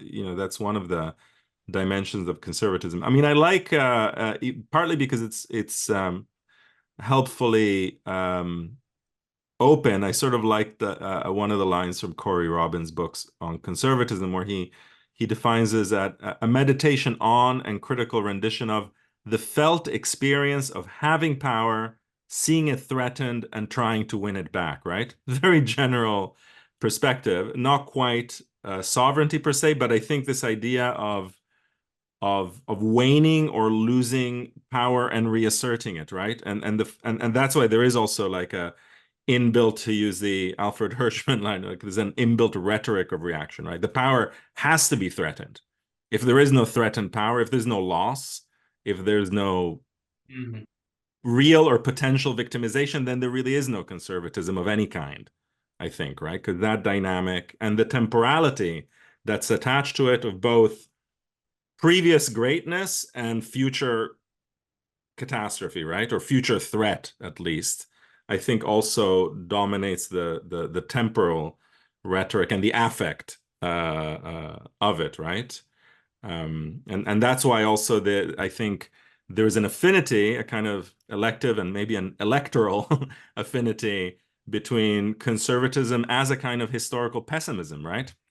And people forget that that was too very openly part of both the revolutionary conservative and even the fascist modality was a deeply pessimistic, collapsist and catastrophic kind of imaginary that I think resonates in our own times for various geopolitical and climactic reasons quite strongly. And that's also worth keeping in mind. May I also give my answer? I think there were two major points in your speech. First of all, I would like to clarify that for me, the old conservatism is the one before Burr. So it is the tradition of the 16th, 17th century, mostly the English-speaking legal tradition. If we understand conservatism broadly, we could also speak of conservatism in the ancient times, but perhaps it would be too far. So this old conservatism was defined by the controversies between authoritarian leaders and the elite, so to say. So there was this Fronde in France, etc., etc.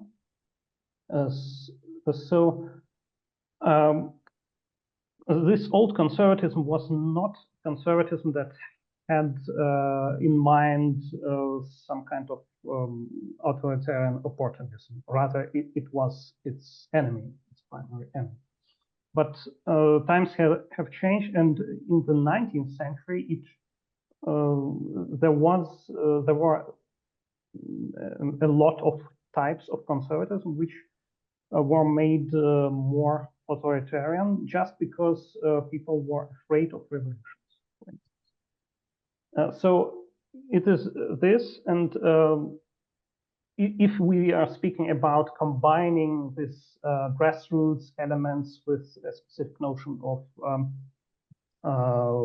sovereignty, or rather, I would say freedom, then I would say we should look for elements of this older conservative and not the later one.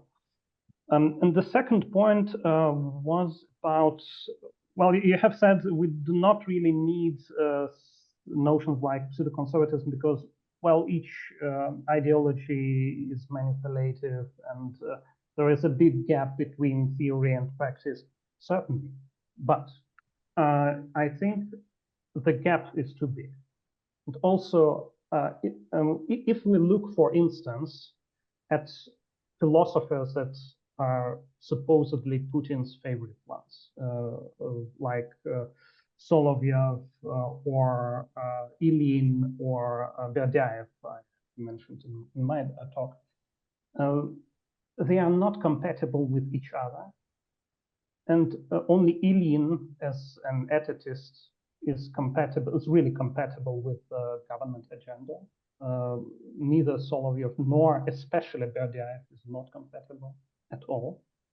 So we should not be too quick to judge and just saying that there is some kind of slight manipulation and that's why it is still a conservative. I would say it is rather a an interestingly constructed rhetorical veil. And behind this veil, just as Berdyaev has demonstrated, is, a quote from Berdyaev, is a naked power, naked and shameless power, which is, I think, the situation not only at the start of the 20th century, as Berdyaev described in his essays on conservatism, but also right now, because we see that etatist agenda, which directly contradicts conservative principles, like preserving national culture, for instance. What has the war with Ukraine to do with preserving Russia's culture? Actually, it has much to do with destroying the cultural space which existed before the war. And likewise, we can see other examples, for instance, in the Russian law. There are many lawmakers in Russia that read and follow conservative principles, or rather followed conservative principles for a time. Valery Zorkin, the head of the Constitutional Court, was one of them. He has defended his PhD on Chechen, which is a big figure in the history of conservative thought. And he always defended the principles of natural law himself, which he had then to abandon as following certain decisions by the Russian government. So it is not only that some words are twisted and we can, but it is still conservatism, but rather we can see that conservative structures, certain conservative principles that were played a role in certain areas are not in place anymore. And are instead, we see the ad hoc agenda, which is not conservative, even if we present the broadest definition of conservatism to compare with. Thank you. Yeah, thank you. So Andrei, and then probably I can say a couple of words as well. Yeah, actually, I had a question to Ilya. Yeah, Ilya, I actually very well understood what you told about conservative, and actually being not at all experts, unlike most people here, just interested. So I understood that conservative is someone who is kind of suspicious about any ideas or rational construction of politics, and who prefers to, how to say, rely on some existing, say, collective experience, history, and so on. But my question is, why it so happened then people with that kind of, at least an element of this kind of thinking, right? Then they buy kind of very speculative, and I would say crazy theories like Huntington, the civilization discourse, civilizations in plural, of course, right? Like whatever, Toynbee, Huntington, or this Russian Danilevsky, because all of, or Marina, you mentioned also Gumilev, right? Because that's actually what I read of it strikes me is a very speculative and very far from, say, serious history, even in scholarly term, right? It's kind of very speculative idea. I can understand how it's instrumentalized politically, say, as was mentioned by China, India, and now Russia, but what it has to do, if at all, with this idea of being suspicious about, say, intellectual construction of politics and rather rely on, say, experience. Yeah, thanks. Thank you. It's actually a very good question, and I think that various series of civilizations, they're also quite different. So with Danilevsky, it's especially interesting case because being a conservative, he also borrowed some naturalist like arguments comparing the civilizations with the human body, with some biology. So he used this kind of biological discourse. But in the case of Huntington, and I think that Huntington influenced like current Russian elite a lot. And actually, I think that the term state civilization is borrowed from Huntington as well. So for Huntington, civilization is just a descriptive term. So he is not so much into the explanation of what civilization is about. He is not too much about definitions. So for him, the core element of each civilization is religion and culture in some broad sense. So in this way, it's kind of very similar to the role of experience and some sort of ongoing developing tradition. So in this sense, I don't agree with the paper of Alexei, who argued that there is no tradition, there is no legacy that the current Russian conservatives are trying to conserve. There is a tradition. This tradition is the continuity of the state forms. And that is quite clear from any documents, any official documents, any public statements of Putin, and so on. So in this sense, you can say that this civilizational discourse is somehow related with the idea of experience and some continuity of forms which are proven by time. So what the institutions, they are proven by time in Russia, that the state and the church and the army.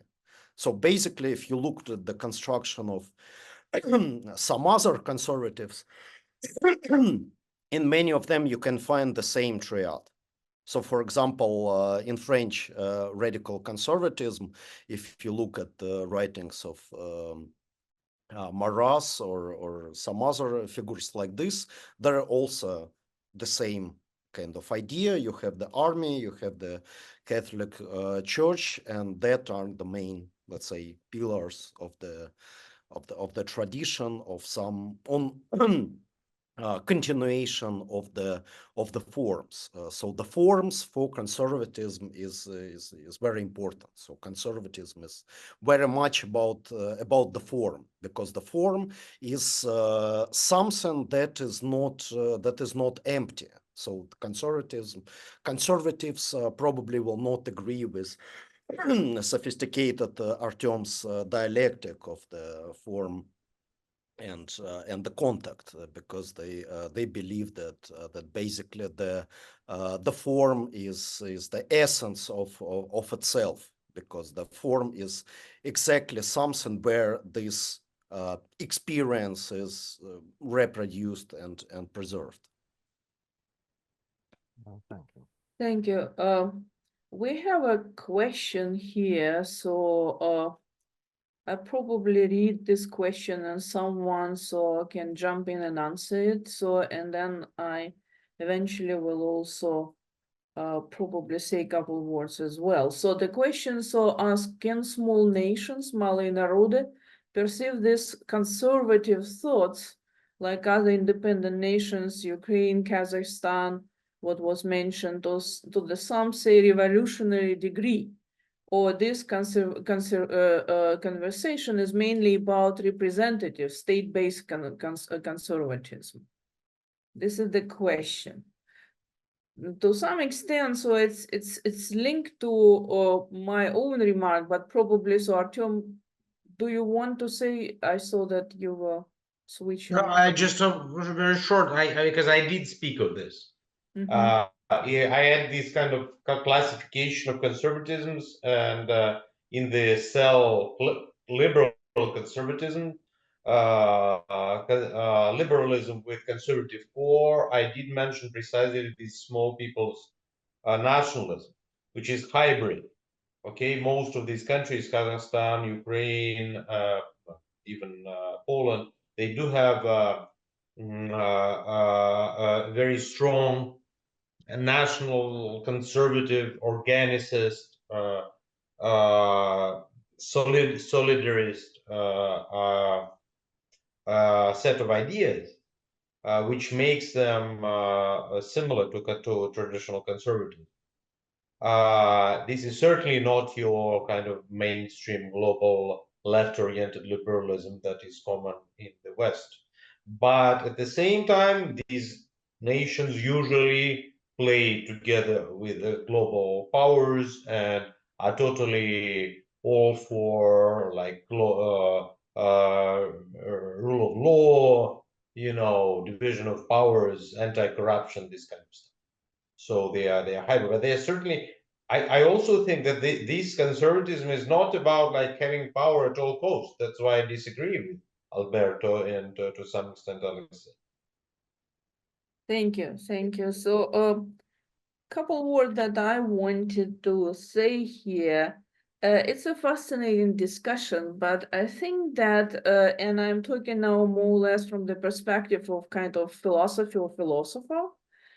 I think that what we're missing, at least, so I believe that it would be helpful for our readers, so in terms of how to present this roundtable, we probably should distinguish between conservatism as a political perspective and conservatism as you can call it social, or as Maria told us more or less, or kind of cultural discourse.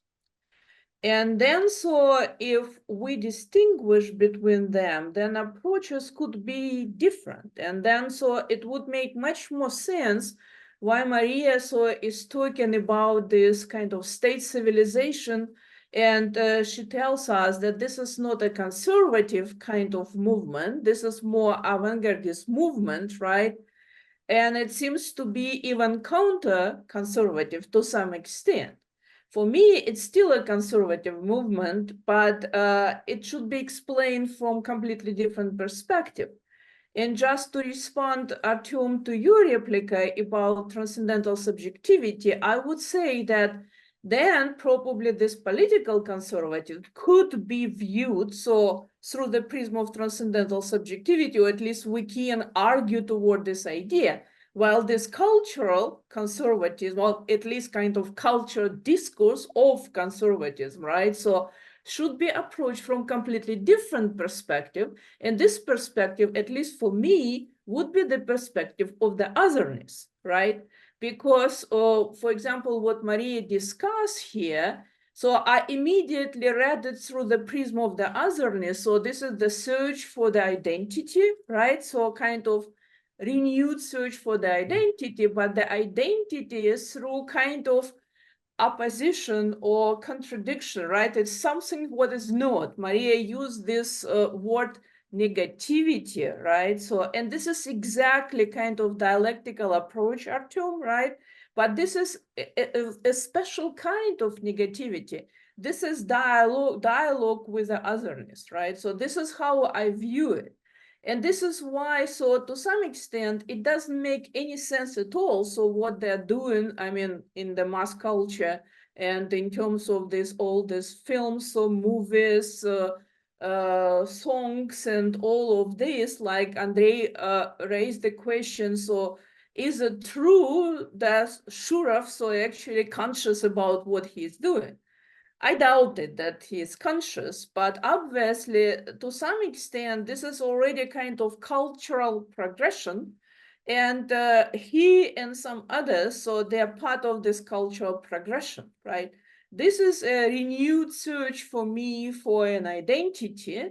And this identity now is thought to be something other than the global civilization, something other than, so this kind of maybe anti-plural, even though I don't see it, how it's possible to be in this global world anti-plural, but still, so for many, so at least in Russia now, so that might be the case.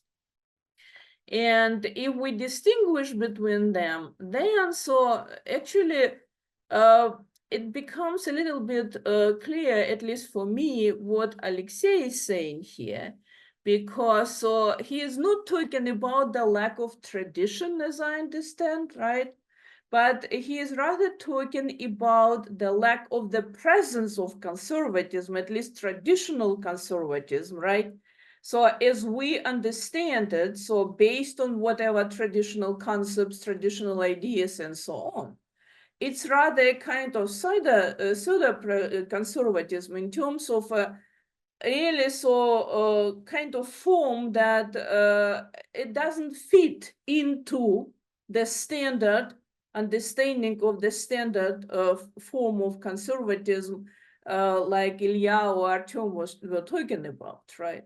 So this is just a suggestion again. So I don't consider myself an expert in this field, but as an observer, so to say, right? So I believe that once we distinguish between the two, it becomes much clearer. So what we're doing here and what each of you is saying here, because otherwise it's like, why? So why this Leningrad so banned or some other so, you know, so probably song creators or film creators, so they are now considered within this context, and the same with political affairs as well. Thank you, Marina. I think it's that you're absolutely right, and as it was my comment as well, because we are actually talking about different levels of what we call Russia contemporary conservatism, and we are talking about different things.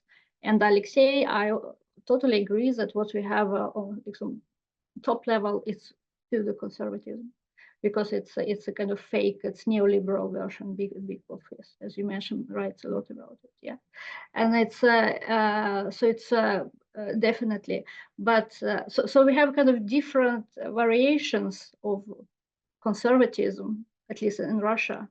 We have intellectual, we have kind of pseudo-state, instrumentalized conservatism, and then we have these grassroots movements, which still has a lot of the conservative doctrine but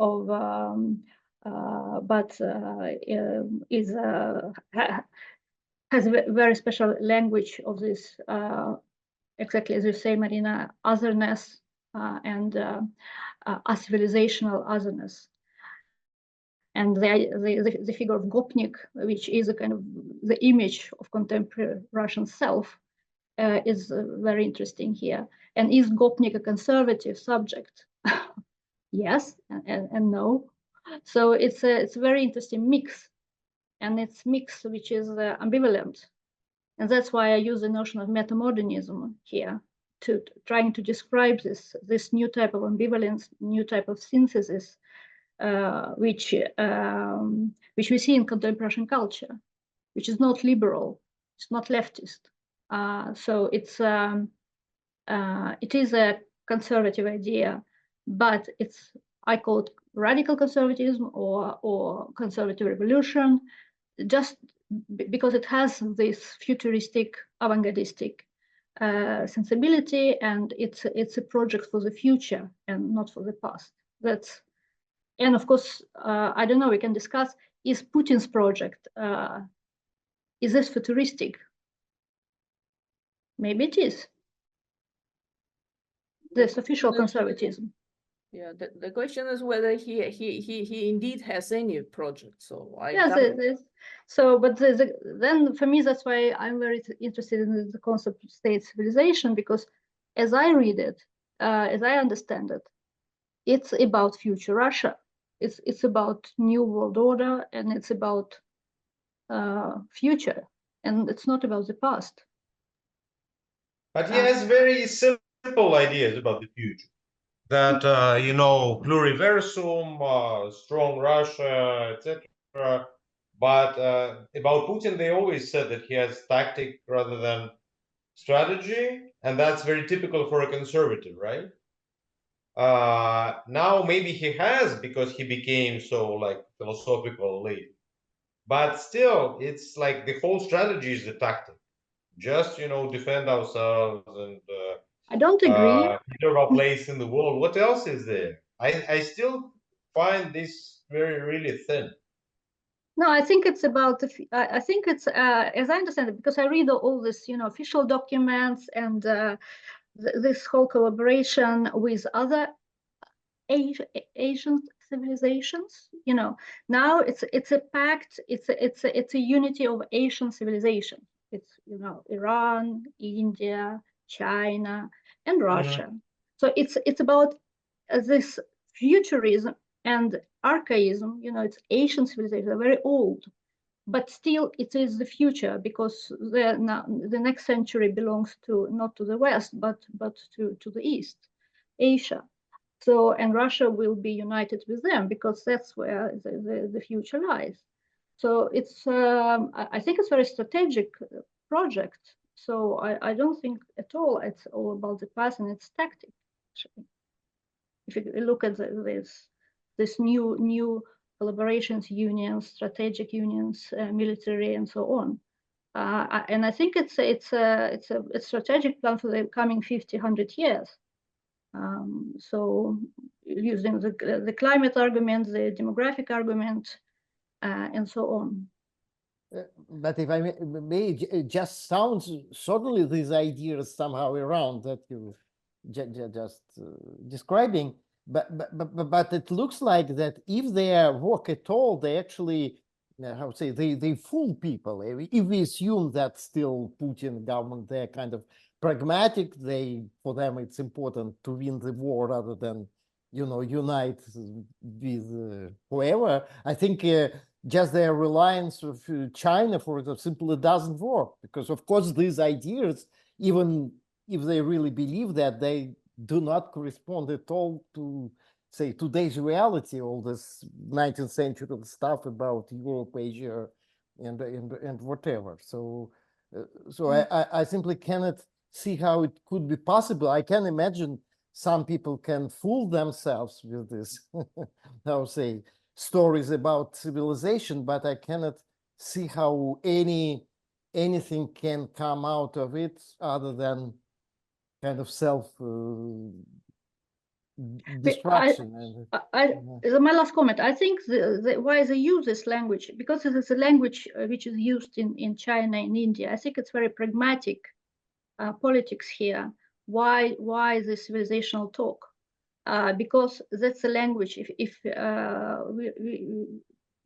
you listen or read what the Indian civilization project is, or Chinese, it's exactly the same thing. So I think here it's a very pragmatic step into building this new civilizational unions. So it's because otherwise it's for me, because the question, why conservatism, all this what we're discussing is now, why it's back? So what's the reason? What's the reason? What's going on globally that we have all this conservative turn in a global conservative turn, which of course we have. So why now? Yeah, I saw that Ilya saw raise his hands, and then Alexei. Ilya, please. So I think that is very important point, that you have a certain contradiction in all this civilizational discourse, because of course the main kind of utopian project of future Russia of Putin is to convince the West that Russia was right, and that morally, like politically, and so on, Russia was right in the current conflict and in all times. So all this kind of hysteria, as it was pointed by Artem in one of his articles, so it's addressed only to the West. And the main kind of idea that the West should recognize Russia as the morally right side and as an equal. So Russia is not interested to be recognized as an equal by Indians or by inhabitants of African continent. Yeah, so that is for sure for every person in the Russian elite.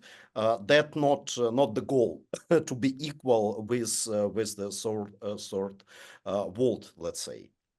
Yeah, that's why you can find all these ideas that Russia finally will be the part of the Great North, as it was written by Surkov in one of his articles, and there are some other people who share the same ideas. So that's why you can't say that you have any kind of positive like political project for the future here. So I think that the project is quite like negative. So it could be explained only in terms what we are rejecting, what we are trying to liberate ourselves from. Yeah, and that's why I think Maria was quite right in her article about Katechon and about the eschatology, because the Katechon idea is also sort of negative idea. You have to restrain the time. Yeah, but not to lead the main tendencies of this of this time, the main trends of this time. Yeah, Alexei, please. Thank you. I have three short remarks. The first one regarding what Marina Bigler has said. Yeah, I really mean primarily that there is no coherence, and even if we do not compare the actions of Putin or other Russian politicians to some kind of golden standard, it is not necessary. We can compare their actions with their words, with Putin's own definition of conservatism given just before the war with Ukraine, in October 2021. Conservatism is a slow, cautious development with respect for other cultures, respect for our neighbors. Well, we see how it goes. And the second point is about the civilization, because I have the impression actually that Zhang Weibei, for instance, has another idea of a civilizational state in comparison to what we find in Russian documents, because he is speaking mostly of civilizational state as a synonym to nation state. Yeah. And also in the context of the Chinese critique against the Soviet politics, federalist politics, which was a mistake according to most official ideologists in China. So I think there is still quite a bit of a gap here. On the other hand, we have some similarities if it is pretty productive to work with certain concepts, I think, with certain notions. We can, for instance, look at the notion of extremism and compare the definition given, for instance, by the European Council, which is undermining democratic principles, basically, and the definition given by the Shanghai Cooperation Organization, which consists of China, Russia, and Middle Eastern countries like Kazakhstan, Uzbekistan, etc. And the definition there is undermining the state, undermining the state structures. It is not about democracy at all. We can work with any kind of regime here. So it is a huge definition, and it also demonstrates that there are similarities between the Chinese understanding of security, extremism, etc., and between Russian understanding. I think here the topic that we have touched upon, this similarity or perhaps not as much, between Russia, China, and this kind of new opposition between the Eastern Bloc and the Western Bloc. I think it is much more complex. It is not only tactical, this new opposition, but also has some ideological grounding, which is not yet explored, even in terms of conservatism, pseudo-conservatism. I think China and Russia are really similar in understanding conservatism as additive, which, from my point of view, is a false kind of conservatism. Thank you. I have a very brief answer to Marsha's question about why conservatism is actually back. Because the left collapsed. If you lose your movement forward, if you don't have the utopian horizon, if you just focus on the present, then the only possible alternative, only possible criticism is going back and jumping into this kind of reverse stream. Like in soccer, if you don't score, if you try, you're around the goal, you try to score and you don't score for 5 minutes, then the other team will score. That's what happened. It's very easy, I think. Okay, but why is the absence of the future now? What's the reason? When the future died? If there is no utopia, no project, what are you going to do in the future? Okay, there are no way extraterrestrials, communism is not being built. It will just be the continuation of the same. Yes, it's. But there is artificial intelligence. So there is. Yes, there is a green project, but of course, yes, I know it's the absence of the future. That's the core and the most interesting thing. So that we have this metamodern temporality. It's the end of time. So you mix everything. You mix all the historical ideas, aesthetics, and whatever. So it's a complete mix because there is a world. There is no future. So, that's the next question then. Is there a conservative utopia? And isn't it what Putin is trying to sell now, the conservative utopia? So it's a utopian. One time thought there was a conservative utopia. Like this kind of idyllic, patriarchal, childhood-like life. So in a way, yeah. Yeah. Yeah. And speaking of conservative utopia, so I have a question. So could you explain to me, so in a kind of more accessible terms, what this idea of enlightened conservatism is? So the idea that Mezhuev, I mean, so this, not Vadim, but Boris Mezhuev putting forward. What is it about? Are you asking me or? No, all of you. So because I'm trying to make sense of what I read, right? And I can't understand. Просвещенный консерватив. Yeah. I saw it. I haven't studied the text, but Boris, he's actually about being true conservative because he doesn't want to have a revolution, as I understand. So he doesn't want a conservative revolution, a la Dugin, which and company, which is a kind of revolutionary project. But he is talking about this evolution, conservative evolution. But I haven't studied in detail, so maybe I see. Yeah, may I add something? It has to do, interestingly, I think, with Kant. With Immanuel Kant, because there is this big controversy around Kant in the last 3 to 4 months. There was this big accusation from Alikhanov against Kant as the person who is behind this whole war, destruction of the world, practically. And Mezhuev was one of those who defended Kant, actually, in the open discourse.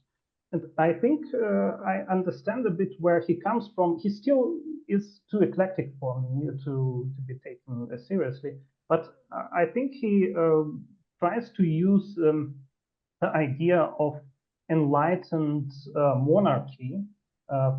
So a kind of, perhaps if we take it a bit more seriously, a kind of parliamentary monarchy that was endorsed by the old conservatism before the French Revolution. But I'm not sure if he really understands what it actually is. But I can see a bit where he's coming from, because even in Kant, Kant belongs in the history of political thought to the liberal tradition. But there are still some conservative elements in Kant's thought that have to do with the authority of the ruler, the role which he plays in the enlightenment of its subjects. Because the subjects themselves, for most of them, it is too hard to enlighten themselves. If we read Kant's essays on enlightenment, it is stated there explicitly. So I think Michoev's standard perhaps lies in Kant's work on enlightenment. I do not think that he has read some further sources. Yeah, thanks. I believe that he started putting it forward, so before all this controversy around Kant and around Kant's anniversary, obviously. And from time to time, I'm getting some publications from Nikolsky, who is really very close to Michoev. So, and actually, I'm trying to understand what they're doing and toward which ideas so they're moving. And I have a lot of trouble. So I agree with you, Alexei, that it's really very eclectic. And I agree that they actually drawing from what is enlightenment, so this Kant's own essay, but they read only probably the first paragraph of this essay, and actually so they take more standard approach to the term enlightenment as such, right? So, and they read it so in kind of Russian way, yeah. Просвещение, yeah, so it's enlightenment in terms of educating, so kind of populace, right? So that's not necessarily the enlightenment at the epoch, which is under consideration here, but this is rather the action of enlightening. Yeah, but I don't understand how it's related to conservatism. So this is my problem. I do understand the first part, but not the second. So how to connect the dots? This is my problem. Yeah, we should invite them probably for the next conference like this. We actually thought about this, hesitated, decided not to Yeah, I understand. Heterogeneous, but maybe next time we should. No, I understand. They are more or less reasonable people. Yeah, but I was also hesitant about, so suggesting him because I wasn't sure so that fits well. Yeah, Ilya, I see that you have to go. I understand. I think that everybody is already so kind of over time. Thank you very much so to all of you. So to those who presented and to those who contributed to this discussion, I believe that it has been a fascinating discussion. And probably we should continue meeting not only for the purpose of this kind of special issue and roundtable, but probably even just discuss, and so just creating an open forum and discussing some contemporary issues and exchanging ideas and probably clarifying some points.